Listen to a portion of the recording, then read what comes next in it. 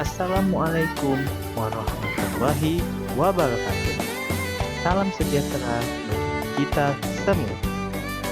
Hari ini kita akan menjelajahi keunikan salah satu warisan budaya dari daerah Sarolangi, yaitu permainan suruk dalam kain atau yang juga dikenal dengan sebutan suruk atau sembunyi dalam sarung. Permainan ini bukan sekedar aktivitas fisik semata. Ia adalah sebuah sintesis yang memadukan ketangkasan, kekompakan, serta nilai-nilai moral, sosial, emosional, budaya, dan disiplin dalam satu kesatuan yang koheren. Keunikan utamanya terletak pada penggunaan kain sarung sebagai media utama untuk bersembunyi atau melindungi anggota tubuh. Melalui media sederhana ini, anak-anak diajak bermain sambil belajar dalam lingkungan yang alami dan penuh kegembiraan. Lalu, bagaimanakah cara memainkannya? Waktu pelaksanaan permainan ini biasanya dilakukan pada sore hari menjelang waktu mengaji. Ini menciptakan sebuah rutinitas positif bagi anak sebelum memasuki aktivitas religius. Permainan ini idealnya diikuti oleh 6 hingga 7 orang anak. Salah satu di antaranya akan bertindak sebagai pencari. Tugas pencari adalah menebak dengan cepat setiap teman yang sedang bersembunyi di dalam balutan kain sarung. Permainan dimulai. Para pemain lain akan bersembunyi dengan masuk ke dalam sarung. Pencari harus fokus dan berusaha mengenali identitas temannya hanya dari petunjuk visual terbatas yang muncul dari dalam sarung. Inilah momen serunya. Jika si pencari salah dalam menyebutkan nama, teman yang berada di dalam sarung harus menjawab dengan mengeluarkan suara kok-kokan ayam sebagai tanda kekeliruan. Namun, jika tebakannya benar, maka anak tersebut harus keluar dari sarung dan berakhirlah sesi pencarian saat itu, yang ditandai dengan pergantian peran pencari. Melalui analisis mendalam dari perspektif Piaud, kita dapat menyimpulkan bahwa permainan suruk dalam kain ini kaya akan nilai-nilai stimulasi perkembangan anak yang komprehensif. Mari kita bedah satu persatu.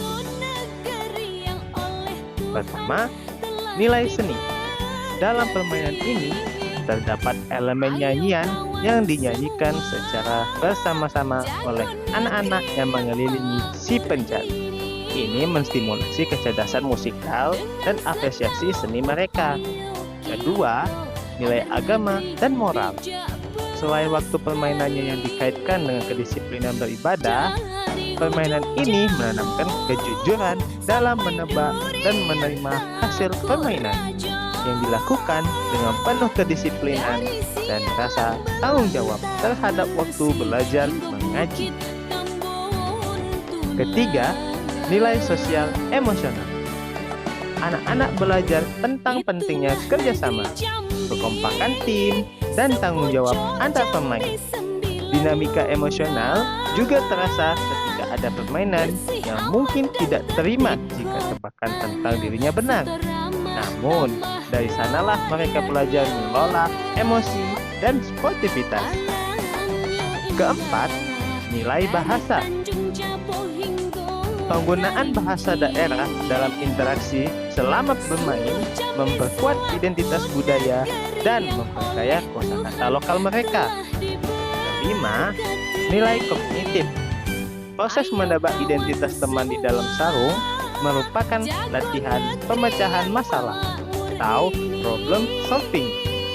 Anak pencari dituntut untuk berpikir kritis dan menyimpulkan dari petunjuk yang ada, sehingga ia dari tidak tahu menjadi tahu dalam menebak nama teman. Yang terakhir, nilai fisik motorik. Permainan ini meskipun terlihat tenang saat bersembunyi, sebenarnya melatih kekuatan motorik kasar. Ini terlihat saat momen anak-anak bersiap, bersembunyi, atau bahkan berlari saat proses pergantian peran pencari, yang semuanya membutuhkan koordinasi tubuh yang baik. Demikianlah paparan kami mengenai permainan tradisional surup dalam kain dari Salangun. Melalui contoh sederhana ini, kita dapat melihat betapa besar potensi permainan tradisional sebagai media pembelajaran yang efektif dan menyenangkan bagi anak usia dini.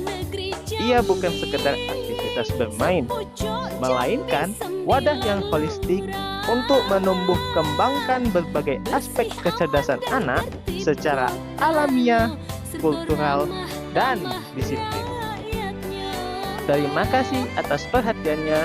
Mohon maaf atas segala kekurangan.